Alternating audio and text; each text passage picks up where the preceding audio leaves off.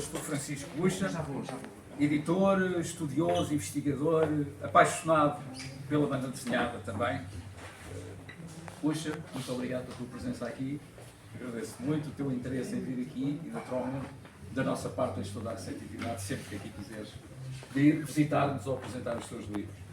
Eu se calhar pedia-te para falares um bocadinho sobre ti, como é que surgiu esta tua paixão, como é que surgiram estes belos livros de amor aos quadrinhos brasileiros em primeira instância. Aos quadrinhos em geral. Bom, primeiro eu quero te agradecer muito por me receber aqui e quero agradecer a todos que estão presentes, isso é muito importante. Eu queria não só falar um pouco da minha paixão, porque isso nem é tão importante, mas do processo que a gente está fazendo hoje em dia lá no Brasil, que eu estou tentando fazer lá no Brasil, de aproveitar a tecnologia de crowdfunding, que é uma tecnologia nova, e de impressão sob demanda de qualidade. Mas, respondendo à sua pergunta, isso começa pela Ebal. A Ebal foi uma paixão, né? Porque eu via o que a Rio Gráfica imprimia, eu via o que outras... Na época era Rio Gráfica e Ebal. Estamos a falar em que altura, mais ou menos? Anos 60. Okay.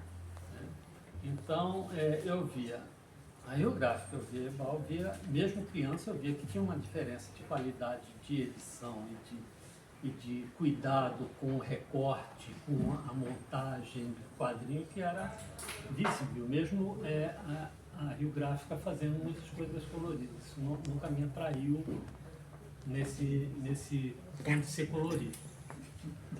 Então, eu comecei a descobrir quadrinhos da DC, da Ebal e tal, quando de repente aparece o Homem-Aranha. E para mim, eu era criança, eu assistia aquelas séries Cliffhanger, né? Aquelas séries na televisão que eram feitas originalmente para cinema, né? Que passava antes dos filmes originais. E eu assistia todos eles, e tinha um que era o Aranha alguma coisa, então um cara de chapéu. The Spider. The Spider e tal, adorava aquilo. Aí, de repente, surge uma revista chamada O Homem-Aranha. Não, é totalmente diferente. Eu peguei, fui ler, era um garoto, um garoto como eu, que virava um herói, que tinha problema familiar, que não conseguia dinheiro para viver. Cara, aquilo foi fascinante. Foi aí que comecei a descobrir os heróis da Marvel, que eram diferentes. Por quê? Porque o Batman, o Super-Homem, o Flash já eram era uma história, outra história, uma história. Não, o da Marvel tinha um homem que se transformava num monstro e que era alijado. Tinha um cego que era super-herói. Tinha um menino, tinha um garoto que tinha problema, os pais tinham desaparecido, tinham morrido na época, eram morridos, e eram cuidados com muito sacrifício pela tia. E era zoado na escola, era exatamente o homem. Bom, A tia que parecia ter 90 anos, não é? Que era uma coisa estranhíssima, não é? Não, mas eu não percebia isso, porque a tia podia até, era muito mais, 40 anos mais velha que a mãe, mas não era isso, era a questão da representatividade de cada personagem. Tinha um cadeirante, que era professor de alunos, de pessoas que estavam descobrindo os poderes. Agora, cadeirante é quem anda em cadeira de rodas, é isso? Exatamente, Okay. Desculpa. O professor Xavier. Então, assim, isso, meu Deus, que personagens são esses? E foi aos poucos que eu fui conhecendo isso, e uma coisa que nessa época eu lamentava muito é que não tinha quadrinho brasileiro.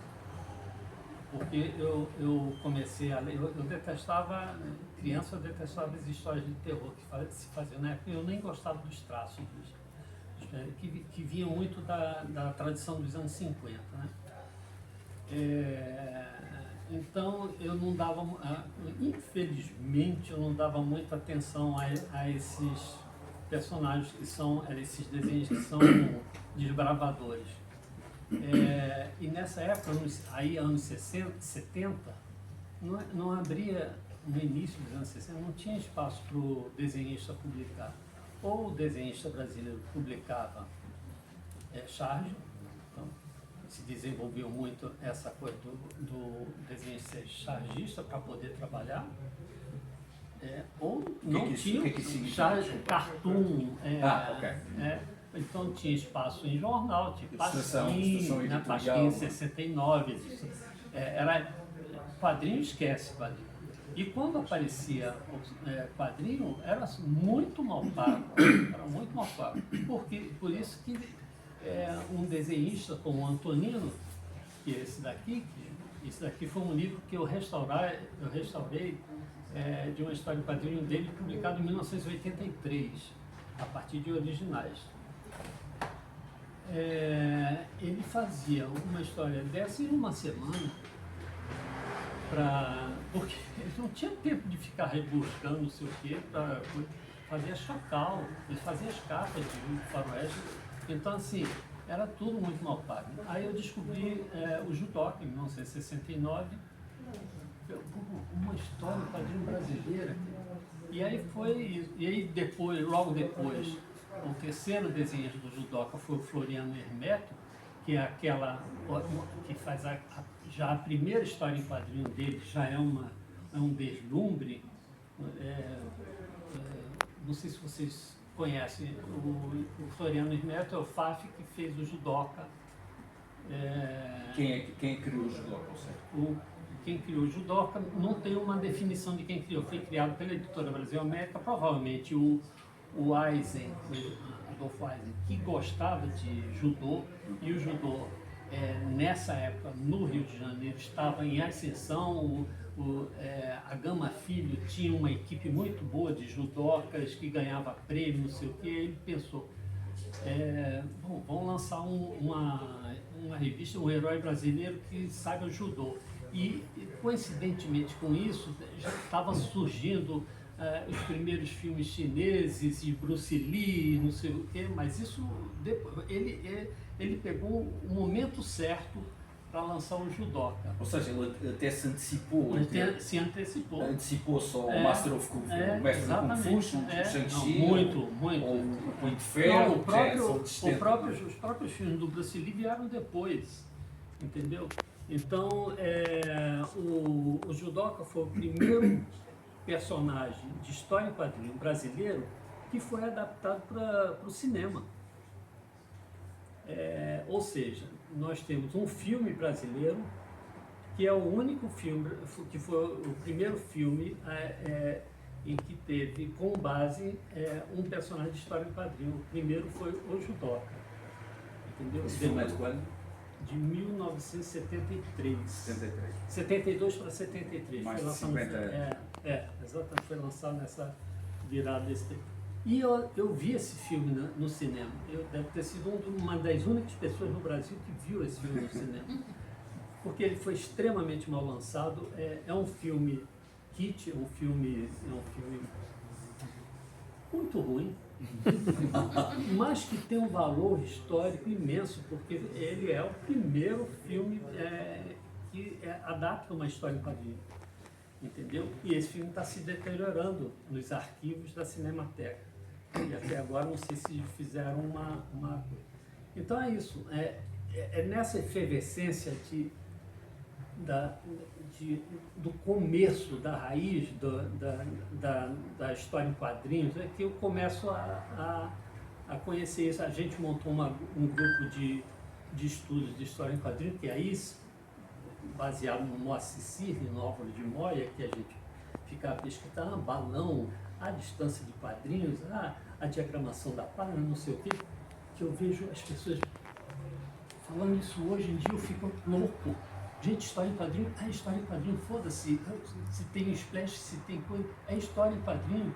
Parem de complicar as histórias em quadrinhos, História em quadrinho é arte e pronto, cada um faz a sua arte do seu jeito. Né? Deixa-me só fazer-te uma pergunta. Ao contrário do que aconteceu aparentemente com os Dóquias, aí o lobisomem, disseste que era de 82, 83, isso parece-me quase uma cópia do lobisomem da Marvel. Inclusivamente o apelido da personagem é igual, Russell. Exatamente. O que acontece é que nós estamos falando de uma editora que ela é a Block, editora Block, que eu detesto a Block, lamento muito, mas eu detesto a Block. Eu sei a raiz dela. Aquelas cores famosas. Não é só as cores, eu conheço a diretoria, eu conheci a diretoria da Block. Então, mas eles tiraram a Marvel da Ebal numa jogada de eu quero fazer história em quadrinho, a me informaram que esses são os melhores, então vou tirar, e foi lá com o Stan Lee e fechou. A gente conta um pouquinho disso aqui no iniciozinho, né? Sobre o horror da Block. Nesse título tem duplo sentido, tá? Porque é o horror da Block da parte de edição e também quando eles começam a acertar e começam a publicar histórias de horror brasileiras, nacionais, brasileiras. Mas muito baseadas na que eram feitas na Marvel e na DC, certo? A Lobisomem foi isso. O Lobisomem teve umas 4 histórias depois que eles perderam a Marvel. Teve umas 4 histórias e o editor pouco se importava se era coisa. Para não perder o ritmo, eles mantiveram o sobrenome, como se o leitor não fosse perceber, e fizeram isso. Mas, antes do Antonino pegar, o Lobisomem foi desenhado pelo Flávio Poli, e aí sim é diferente.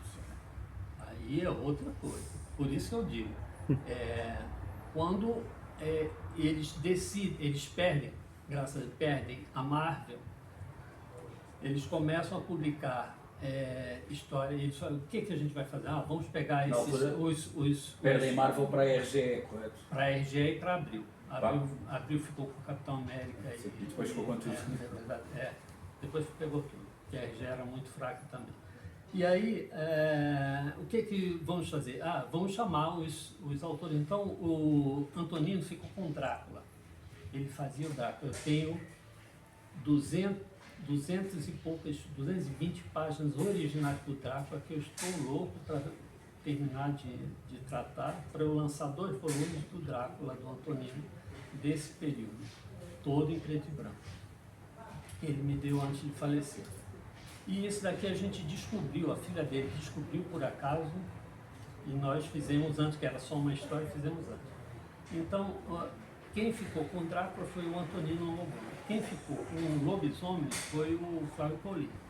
E eles tentaram também fazer um outro personagem, que me Monstro Frankenstein, mas não conseguiram. Mas é uma coisa curiosa. Ok, podemos aqui criticar a política da Block, que perde a Marvel e continua a editar à sua maneira as personagens que a Marvel tinha, mas essas personagens da Marvel eram tudo menos originais. Ou seja, o Drácula, o Lobisomem, o Monstro Frankenstein, a Múmia, são tudo personagens do domínio público, do cinema e dos povos, não é? E da Universal, por exemplo, claro. Sim. Da tradição da Universal. Então, o Lobisomem ganhou uma característica própria, graças ao Poli. Então, está sendo lançada, inclusive, uma edição agora que resgata isso. E o Drácula, ele mantém aquela caracterização da Marvel, mas são novas histórias produzidas aqui no Brasil e que ficou muito bom. O Antonino, nesse tempo que ele desenhou o Drácula, ele teve um capricho acima da média do que ele podia fazer com o Drácula. Ficou realmente um trabalho muito bonito. Daquilo que percebo, tu tens usado muito a plataforma Catarse, não é? Para estas tuas edições. Quando é que começaste essa abordagem e como é que tem sido, quero eu acreditar, o sucesso destas edições? Sempre relativo. Então, chegou num ponto, eu comecei a me espelhar no Manuel Carlos para começar a restaurar quadrinhos clássicos brasileiros. O primeiro trabalho que eu fiz foi o Judoca, do Floriano Hermeto. E a gente não tinha os originais, então eu fiz o tratamento das, sei lá quantas páginas, são quase 200 páginas, eu fiz através da revista, que era impressa em papel, Jornal Calandrado. E eu consegui fazer um trabalho bom. Eu fiquei... E o Floriano Hermeto, quando ele viu esse trabalho, ele também achou maravilhoso. Então eu coloquei no Catarse e foi um fracasso de venda. Afinal, Eu ainda não sabia como mexer no Catarse, então foi um fracasso de venda. Eu devo ter vendido, não sei, uns 70, 60, 50, não sei. Mas o Floriano fez o Judoca porque ele queria fazer história em quadrinho. Era a única revista da época. Ele nem gostava do Judoca, mas falou, é a única coisa que tem, vou fazer. Isso nos anos 69, 70, né? Aí ele começou a desenhar, só que ele recriou o Judoca. Ele colocou o Judoca em intrigas internacionais muito interessante, com um trabalho gráfico europeu. Ele se inspirava em desenhistas europeus que naquela época a gente nem conhecia Crepax, não conhecia essa turma. E ele ganhou muita relevância por causa disso. Então, como foi um marco, eu tratei isso, lancei esse material, assim, as pessoas que aplaudiram e tal, e a gente começou assim. O segundo trabalho que eu fiz foi restaurando o trabalho do Ayer, do Pasquim. Então nós fizemos um livro sobre os anos 70 no Pasquim. O terceiro foi o Chacal, que não está aqui, né? O Chacal eu não trouxe. É um pequeno que eu fiz no formato Bonelli, que é também do Antonino, e também foi um trabalho de restauração a partir de originais. E o quarto foi uma aventura na Independência. Quando chegou no quarto livro, as campanhas do Catarse estavam indo muito lentas. O Chacal vendeu muito bem. Se pagou meu trabalho e tal. Mas aí uma história na Independência, que é uma obra que quase ninguém conhece, só um louco como eu lançaria, caiu a venda. Deu para pagar a gráfica, mas caiu a venda. Eu fiquei pensando assim, o próximo que eu lançar, se vender menos que isso, eu não tenho dinheiro para pagar a gráfica. Aí eu vou ter que fazer. Então, eu falei, bom, vou desistir. Até que me foi apresentado uma gráfica, uma empresa, é uma empresa, na realidade, que ela faz trabalho sob demanda. Quando me falaram que era impressão digital, eu falei, nem quero conhecer, isso não presta. Aí me colocaram em contato com o gerente comercial da coisa, venha me visitar, você vai ficar espantado com a nossa qualidade. E eu fui e fiquei espantado. É uma pena que eu não trouxe o livro do Maurício. Eu trouxe o livro do Maurício, não trouxe. Esse livro do Maurício foi impresso aqui na Europa, numa gráfica parceira deles, do Brasil. Um livro desse daí, eles têm uma rotativa. Essa rotativa, a impressão digital é feita de duas formas, ou jato de tinta ou cera. Isto daqui é impresso em cera. Isso daqui é máquina plana, é cera. Isso é cera. Agora uma curiosidade. Isto daqui é jato de tinta. Que eu quis dar essa coisa mais antiga e é uma impressão mais leve. Mas só uma curiosidade aqui. Falaste da digitalização, o scanning das revistas e em relação aos originais. Como é que estava a qualidade dos originais? Ou seja, Do estavam em bom estado? Foi do mais... judoca está perdido. Mas daqueles que consegui, estavam em bom estado? Não. Sempre é lógico que é melhor tratar do original, mas sempre com 40, 50 anos tem sujeira, tem cola, tem Marmelado, não é? Tem Isso é mais coisa- fácil de resolver. Ainda assim. Mesmo assim é mais fácil do que fazer um tratamento de Claro. imagem a partir de um papel jornal. Aí, o que aconteceu? Ele me mostrou uma rotativa, não sei se vocês já viram uma rotativa, mas é uma paixão minha ver impressão de qualquer coisa, olha aquela rotativa. Uma rotativa que imprime um livro. A rotativa imprime um livro. Ela quer quantos livros? Um. Mas por que ela imprime um livro? Porque eles fazem uma programação lá, eles pegam 40 livros e imprimem ao mesmo tempo. Então imprime o livro que é 1, imprime o livro que é 10, imprime o livro que é 300, imprime o livro que é 400, imprime o livro que é 50. E imprime todos ao mesmo tempo. Lá na ponta, vai tudo separando e vai para o Mas acabamento. o formato tem que ser o mesmo ou formatos Não, diferentes? formato diferente. Formato diferente. Quando eu olhei aquilo, cara, isso é impressionante. Isso é impressionante. E na máquina plana não é nenhuma coisa, é livro a livro. Máquina plana, vai folha por folha. Esse trabalho de impressão e de acabamento do Brasil, que gráfica digital faz assim? Olha isso.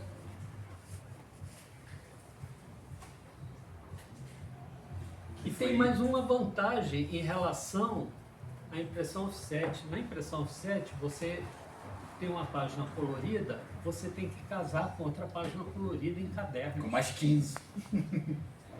Aqui não, você coloca onde você quiser a página colorida. Você fala, eu tenho 40 páginas preto e branco e 8 coloridas espalhadas. E eles te calculam 8 páginas coloridas. Isso é uma liberdade de edição. Isso é uma liberdade para o autor novo, para o autor pequeno. Porque eu ia desistir de fazer isso.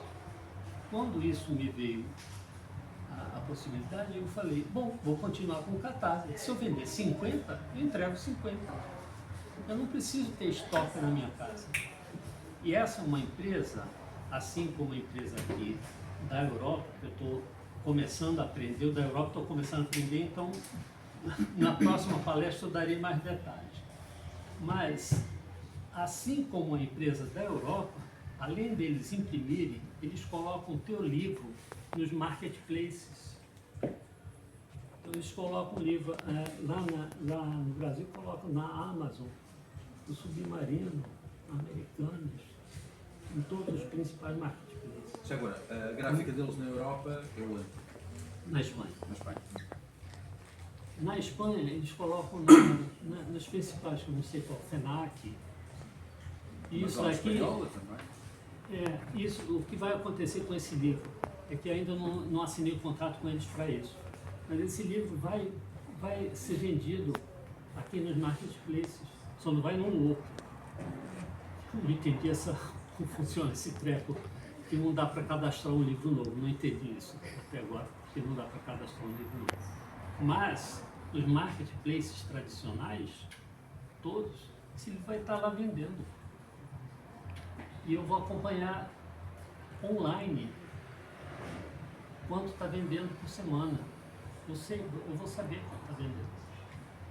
Entendeu? Olha a liberdade que isso dá para o autor independente. Eu não preciso mais pensar em imprimir 500 exemplares ou 400. Eu posso fazer passo a passo. Qual é a desvantagem desse sistema? Você tem que ser um bom editor. Você tem que ser um bom fotográfico. Ou então tem que contratar alguém. Então, como eu faço isso tudo, para mim é fácil. Mas a pessoa que não é um bom editor, é um bom desenhista, um bom roteirista, mas não é um bom editor, ninguém precisa saber de editar ou de fazer produção gráfica, contrata um e coloca na verba do Catarse aqui, porque E, por favor, apoiem projetos no PPL. O Felipe Abranches tem exemplos disso. Né? Você já lançou dois livros, dois. Apoiem projetos no PPL, porque isso é o início de vocês garantirem a produção independente. Entendeu? Explique-me só o que é o PPL. PPL é um site português de crowdfunding. É isso, PPL, né? Estou falando certo, né? É a versão portuguesa do Catarse. Do Catarse, exatamente. Eles são ainda um pouco amarradinhos, né? Por exemplo, eu não fiz a campanha do Maurício lá, porque lá é tudo ou nada. Ou seja, se eu não conseguisse 500 euros, que é o mínimo lá para eles, eu perderia, isso não seria repassado, seria devolvido para as pessoas. Então seria um trabalho insano e eu não conheço ainda as pessoas aqui para fazer, então não fiz a campanha do Maurício, mas eu quero lançar o lobisomem aqui. Já peguei o orçamento com a gráfica lá na Espanha, já vou, daqui a 2 semanas, ou 3 semanas, devo estar recebendo uma prova. Na hora que eu receber a prova, eu autorizo a impressão e vou colocar também o lobisomem, não só lançando nas feiras, mas também colocar o lobisomem nos marketplaces da Europa. Diz uma coisa, então se não fizeste no crowdfunding, foste tu que escolheste o número de exemplares. Quantos é que fizeste do Maurício? Agora 60 exemplares. Só 60 exemplares? Só 60 exemplares. Sério, só 60 exemplares. Vendeu 60 aqui. Ótimo. Amanhã eu escrevo para me imprime mais 60. Daqui a 4 dias eu recebo mais 4 dias, sim. Recebo mais 60. Entendeu? Eu não tenho que ficar com estoque. Não precisa mais disso. Isso é uma mudança de paradigma. Isso é uma mudança de paradigma. Esse livro do Cisco Kid, que o Manuel Caldas fez um trabalho de restauração, que eu olho e fico de boca aberta. Parece que o Salinas voltou à vida e desenhou tudo de novo. Esse livro foi lançado no Brasil por essa gráfica, foi impresso sob demanda.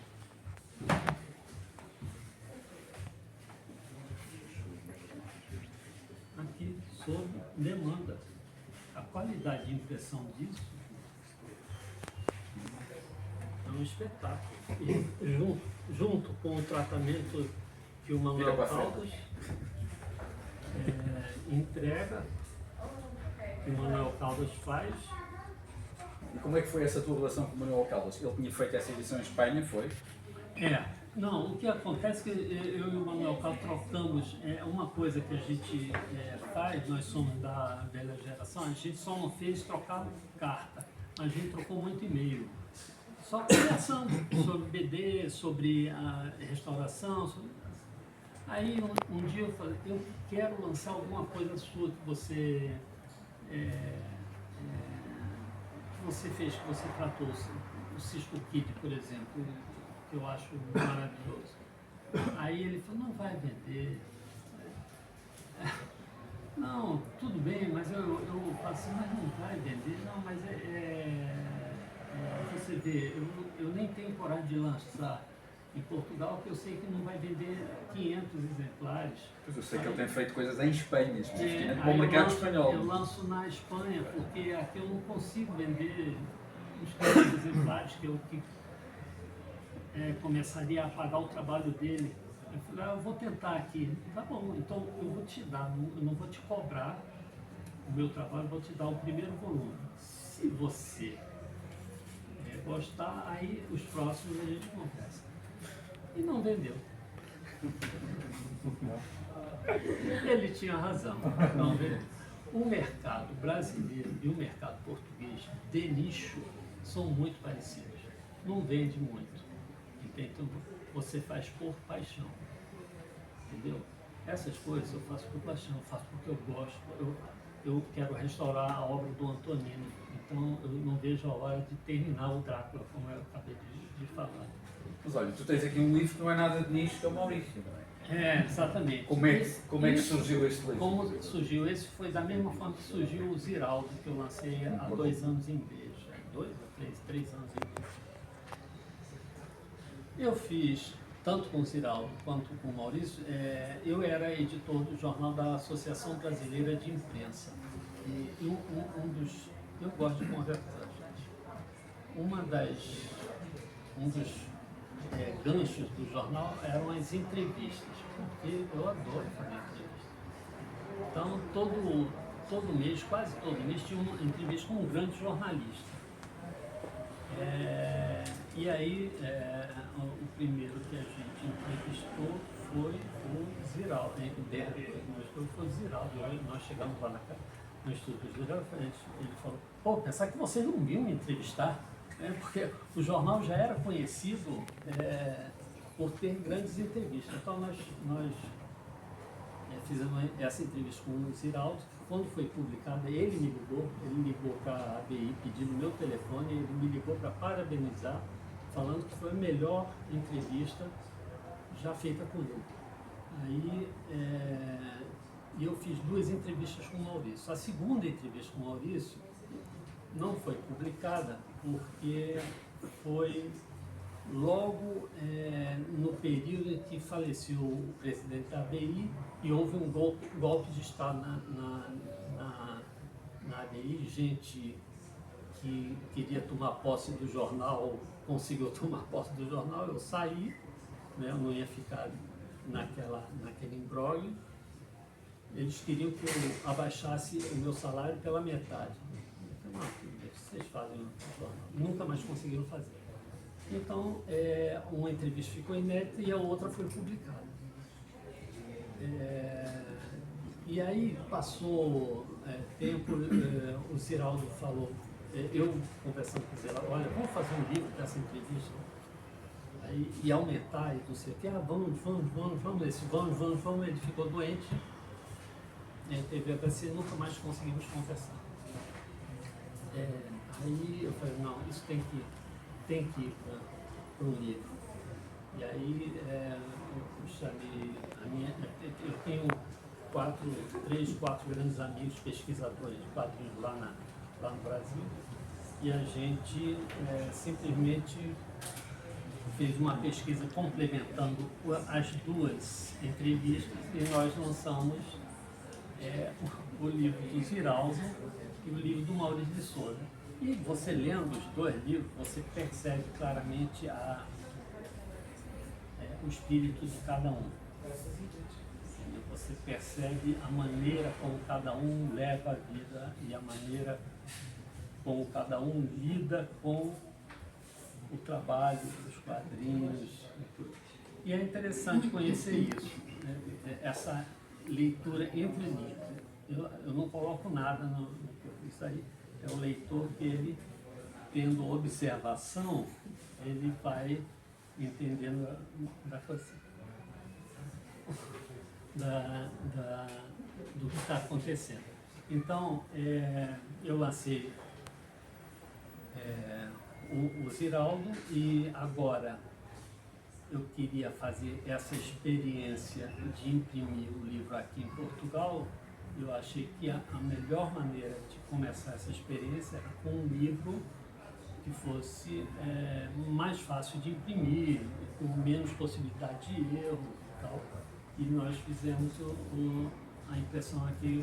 E estás a pensar também fazer uma reedição do Ziraldo, agora que estás aqui em Portugal? Se houver, sim. Agora o Ziraldo é muito menos conhecido, naturalmente, que o Maurício aqui em Portugal. Eu penso em fazer uma edição grande do Ziraldo, colorida até. O original era desse tamanho? Era desse tamanho. Ok, e agora falamos um bocadinho aqui sobre o suplemento, que do ponto de vista histórico acho que é um documento extremamente relevante. Quantos anos é que esta pesquisa corresponde? E quantas pessoas estiverem envolvidas nisso? Então, Estamos a falar de décadas de história.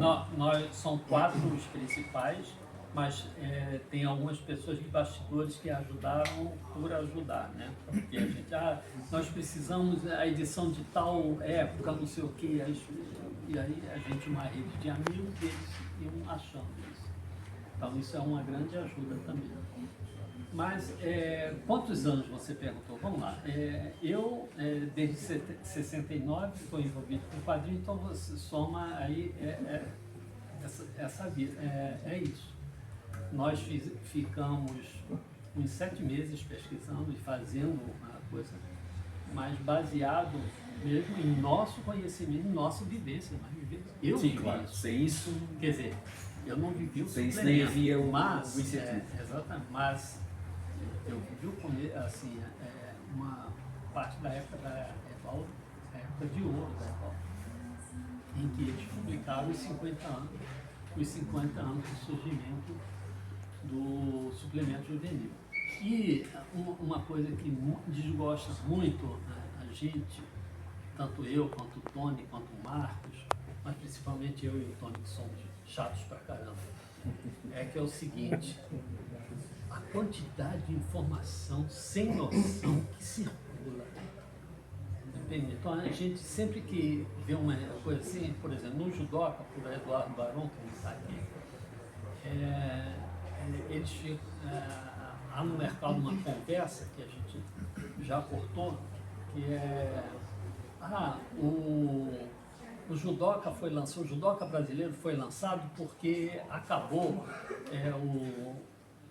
os 6 primeiros números do Judoca foram preenchidos com o Judô Master, que é um personagem péssimo da Charlton Comics, e que qual era a historinha no mercado? O Eisen viu que o Judô Master acabou e aí ele mandou criar o Judoca. Não. Quando ele lançou o Judô Master, ou a revista Judoca, esse Judô Master já havia acabado nos Estados Unidos, e ele pegou 6 números apenas só para teste de mercado, só, enquanto se desenhavam as primeiras histórias do Judoca. Ele queria lançar logo. Esse é o ponto. No suplemento juvenil, cara, o que tem de conversa? O Eisen não gosta de quadrinhos. O Roberto Marinho gosta mais de quadrinhos. O Roberto Marinho foi sacana com o Eisen. O Eisen chegou aqui e criou o suplemento, chegou dessa viagem e criou o suplemento. Nada disso aconteceu dessa forma que se conta. O Eisen, depois da viagem histórica pelos Estados Unidos da América, ele voltou com a ideia de fazer suplemento. Portanto, esse em 1954. 1934. 34. Ele chega no Brasil com a ideia de criar suplementos, porque era uma coisa muito rara. Mas a impressão lá na América já tinha evoluído e a impressão era uma impressão de qualidade, as imagens, né? E aqui ainda era muito tosco isso, entende? Então, ele achava que podia se replicar a questão dos suplementos aqui no Brasil. Então, ele chegou no Roberto Marinho, que tinha assumido o Globo. O Globo existia há pouco tempo, não era nada o Globo, ele tinha assumido há muito pouco tempo, tipo menos de 2 anos, ele tinha assumido a direção do Globo, porque ele era jovem demais para assumir quando o pai dele morreu, quando criou o Globo. Então, entrou um amigo da família para dirigir o Globo, enquanto ele aprendia a dirigir o Globo. Enquanto ele aprendia, ele ficou lá fazendo estágio, trabalhando para aprender a dirigir. Então, quando o Eisen chegou para ele e falou: vamos lançar 5 suplementos, um suplemento por dia, o que você acha da ideia? Um feminino, um esporte, o Roberto Marinho do Prêmio, mas precisa de investimento para isso. eu vou precisar contratar mais gente. Nós não temos condições de fazer isso agora. Foi isso. Não foi sacanagem o Eisen que estava viajando, não foi sacanagem do Roberto Marinho. Simplesmente ele não tinha condição. Aí o Eisen saiu de lá chateado, porque queria contar com um amigo para lançar os suplementos que ele queria. Era um infantil, um feminino, um esportivo, um de humor. E a ideia era ver quadrinhos em todos? Não, um quadrinho só um infantil. Né? E tem uma outra coisa que acontecia até essa época, por isso eu digo que esse é a gênese dos quadrinhos. Até ser tudo pré-super-heróis americanos. Não é só isso. Até essa época, os suplementos infantis que existiam, não, mas ele não foi o primeiro porque já tinha Gazeta Infantil, já aqui em São Paulo tinha, não sei, todos ruins, todos não davam valor aos quadrinhos, todos editados por adultos que não entendiam crianças e todos publicando coisas que o adulto achava que era infantil, né? Contos, um monte de coisas que são interessantes, então, mas era o que a criança tinha na época. Mas a criança, nessa época, pelo menos no Brasil, até 17, 18 anos, todos eram considerados crianças. Não existia a faixa adolescente. Não existia a faixa adolescente. Todos eram considerados. E criança não tinha voz. Cala a boca, menino. O que você está falando aqui com adulto? Criança é para brincar. Isso até 18 anos, 17, 18 anos. E essa faixa de 12 a 18 anos não, lia Os Três Mosqueteiros, lia Moby Dick, não tinha publicação para eles, destinada a esse público. Foi o Eisen que teve a sacada, depois que ele lançou o suplemento infantil primeiro. E fez mais uma cópia do que era. Aí quando acabou a parceria dele com o jornal A Nação, e ele teve que publicar independentemente, ele passou do suplemento infantil para o suplemento juvenil, porque ele percebeu que esse público juvenil não tinha voz, não tinha produto para eles, e que o que ele estava publicando lá eram quadrinhos juvenis. Que tiras americanas é que o Eisen trouxe, ou quis trazer? Não, ele trouxe, por exemplo, Flash Gordon, que foi lançado 2 meses depois que foi lançado nos Estados Unidos. Flash Gordon, ele trouxe Mandrake, ele só não trouxe Fantasma. Fantasma já estava sendo impresso em outra coisa como Fantasma Voador. Para você ver como as pessoas não entendiam. Não entendiam. Que nome bota aí? Fantasma Voador. Bota. Entendeu? Então, ele foi o primeiro a perceber o valor dos quadrinhos. Ele teve com Alex Raymond nessa viagem. Ele teve com outros desenhistas, não me lembro agora. Al Foster, talvez? Al Foster não, acho que não. Ele teve com aquele que foi do Hugo Pratt. Milton Caniff? Milton Caniff, obrigado. Bolsa. Então, enciclopédia. Exatamente. Ele teve com Alcázar. Entendeu? Então, assim, ele viu, ele ficou maravilhado, não só com a possibilidade de fazer suplementos coloridos, né? Ele viu aquela impressão da América. E viu também o surgimento, porque até aquela época não se publicava, começou a se publicar lá nos Estados Unidos, comics. Não existia. Comics é uma coisa que vem de cômico. Comic strip. Não é de comic strip, é de cômico. Os comics eram publicados cartoons, ou tiras para humor, de humor. Então por isso se chamava comics.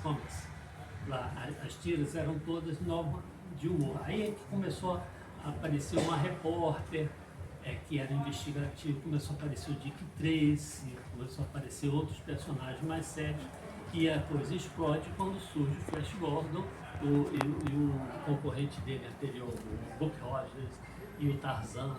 Entende que aí, uau! Então, os comics podem ser sérios, tão sérios, né, no sentido da transformação de bichos em seres humanos, né, mais reais. E é isso que o Eisner traz para o Brasil em 1934. É uma revolução. Quando chegam os primeiros exemplares nas bancas, no Rio de Janeiro, na capital do Brasil, as crianças ficavam loucas. Esgotavam. 60 mil exemplares numa cidade como o Rio de Janeiro, daquela época, 1934, mesmo sendo capital do Brasil, esgotavam rapidamente.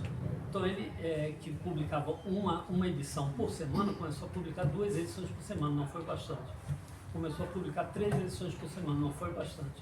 Criou um outro suplemento, não foi bastante. Criou mais um outro suplemento. Agora, quantas páginas tinha cada suplemento? Variava, 12, 16 páginas. Imagina, imagina, papel jornal, aquela impressão horrível naquela época, mas era maravilhoso, porque as crianças não tinham nada. Entendeu? Então elas, e mais, isso era seriado, então não dava tempo, porque já saía na terça, já saía na quinta, aí depois saía no sábado, então eles ficavam, imagina, eles ficavam vibrando e trocando jornais e não sei o quê. Então, eu acho esse período fascinante. E eu acho o suplemento juvenil algo extremamente importante para o quadrinho brasileiro. Extremamente importante. Porque ele descobre um público e ele traz os quadrinhos modernos da época, né? Que hoje são clássicos, mas são moderníssimos. Tarzan, Flash Gordon, que isso? E olha o desenho. Olha que desenho. Estamos mais ou menos agora com 1 hora de conversa, vamos continuar, mas se alguém, entretanto, quiser aproveitar para fazer agora alguma pergunta, estejam à vontade. Não, pode me perguntar, eu não tenho... Não se, mesmo que eu não saiba, eu se... vou falar, não sei, mas... Amor, tira umas fotinhas. Então vamos só fazer uma pausazinha de 5 minutos para voltarmos a conversar com o irmão cigarrinho.